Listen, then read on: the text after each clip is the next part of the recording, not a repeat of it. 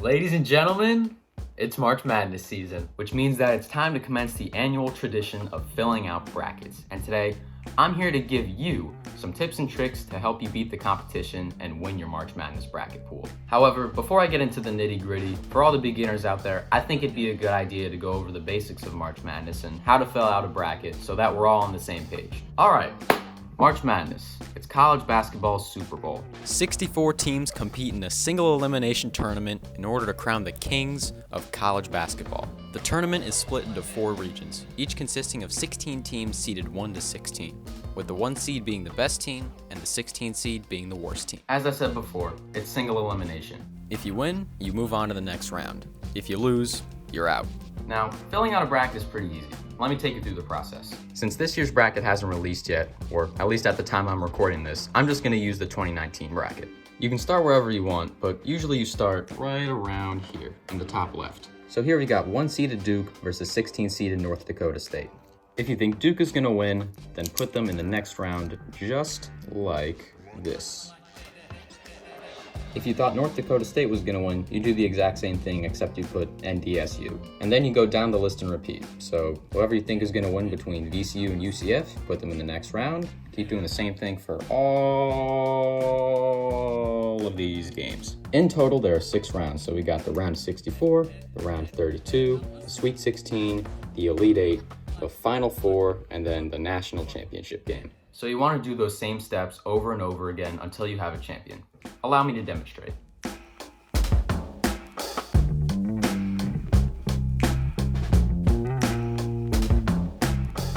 And there you have it, a fully filled out March Madness bracket. I should also mention that this is the paper bracket. For tournament challenges, a lot of people do it on their phones or computers or some kind of electronic device. The most common sites are ESPN Tournament Challenge, Yahoo Sports, I think CBS has one. If you do use those for your tournament challenge, it's pretty much the exact same format as this. All right, now that we've got the basics down, let's jump right into tip.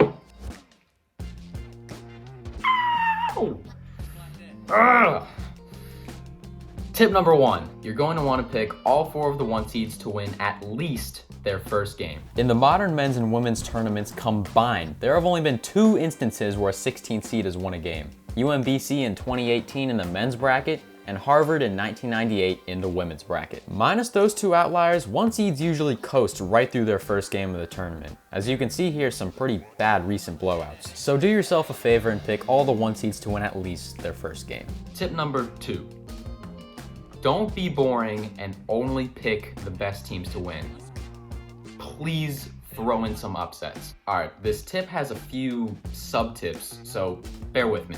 Now, I understand that not picking the best teams to win sounds kind of silly in terms of logic. The top seeds should advance the furthest, right? Well, yeah, but this is March Madness, not March Calmness. Weird stuff is supposed to happen. That's a big part of what makes this tournament so fun. This leads really nicely into my first sub-tip, which is do not pick all 4 of the 1 seeds to make it to the Final 4. While they are the 4 best teams in college basketball, only once, yes, once, have all 4 of them reached the Final 4 in the same tournament. Again, that's just plain boring, only picking the favorites to go far.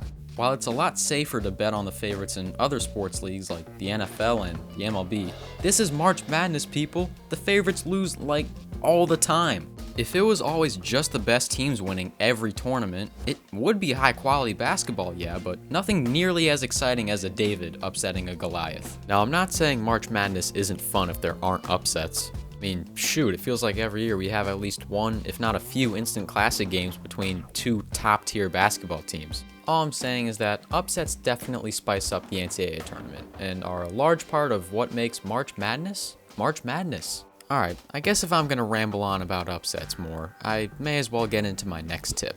You're going to want to pick at least one 12, 13, 14, or 15 seed to win its first game. At least one 12 seed or lower has advanced to the round of 32 in 11 consecutive tournaments. Let's break this down.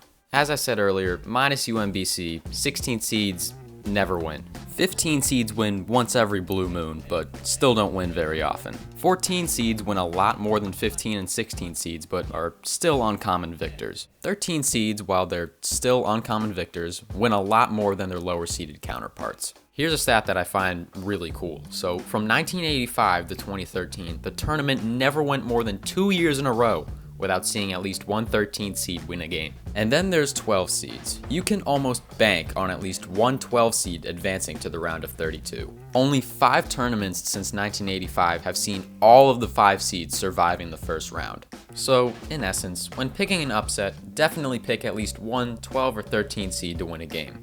And if you're feeling lucky, pick a 14 or 15 seed to pull an upset too. Next tip. While you definitely want to have at least one 12 seed or lower pull a first round upset, you probably shouldn't have one of them advance past the Sweet 16. There's only been one 12 seed or lower to ever advance past the Sweet 16, and that was Mizzou in 2002. However, that does not mean you can't still have a Cinderella story. Or, in other words, a team that goes far in the tournament that wasn't expected to. 4 11 seeds have made the Final Four, most recently Loyola Chicago in 2018.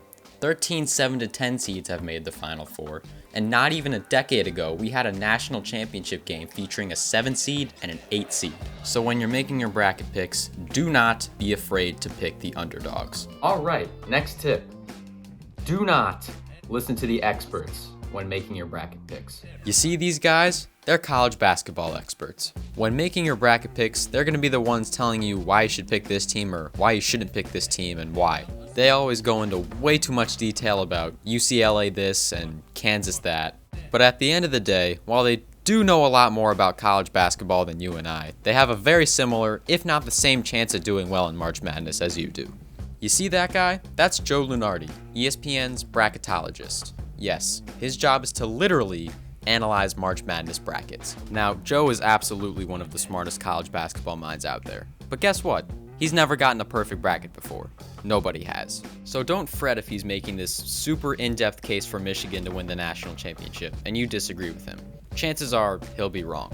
If you do conduct a bit of research into the teams you might want to pick, you're going to come across a bunch of stats and numbers that'll try to persuade you into picking one team over another. Whether it be 3-point percentage, points in the paint allowed per game, free throws a game, or even a team's past history in March Madness. Now, what you want to do with those numbers is you want to throw them in the recycling bin. Because basic logic does not usually apply to this tournament. Like here, perfect example. This is the national championship game. This is what you've waited your whole life for. Time to make a crunch time play, and oh my god, he threw it to the wrong team. I mean, you got guys over here hitting bank shot 3-pointers. And how about every basketball player's dream of a game-winning, buzzer-beating, half-court shot? Are you kidding me? This is March Madness. Keyword being madness.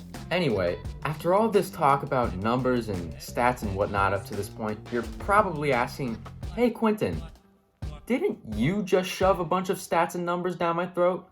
And you're absolutely right.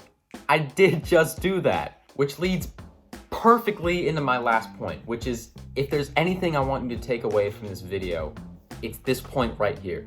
And it's that only pick who you think is going to win. That's right. You can totally disregard everything I've said up to this point and just pick who you think is going to win. For example, if everyone and their brother is picking Gonzaga to win their first game, but you've got a feeling that that random college from Ohio or Texas or wherever is going to pull the upset, then by all means pick Gonzaga to lose. I remember in 2018, I initially had 13th-seeded Marshall upsetting 4th-seeded Wichita State. But then I listened to some experts and saw some numbers, and I changed my prediction to Wichita State. And that is exactly why you don't listen to anybody except yourself. There's one amazing thing about March Madness that always prevails, and it's that you do not have to have any prior college basketball knowledge and you can still do well when making your bracket picks. If you think Iowa's jerseys are really cool, but that's your only reason for liking them, that's okay. Pick them to go to the Final Four. If your older sibling went to Virginia, but you don't really like your older sibling all that much, then pick Virginia to lose in the first round. To finish off this point, there was a news anchor a few years ago who did insanely well, predicting a couple of pretty improbable upsets, including 8th-seeded NC State upsetting top-seeded Villanova. When asked about why he picked the Wolfpack, he simply said, "I just thought their jerseys were really pretty." To sum up my advice to you, pick all the 1 seeds to win at least their first game.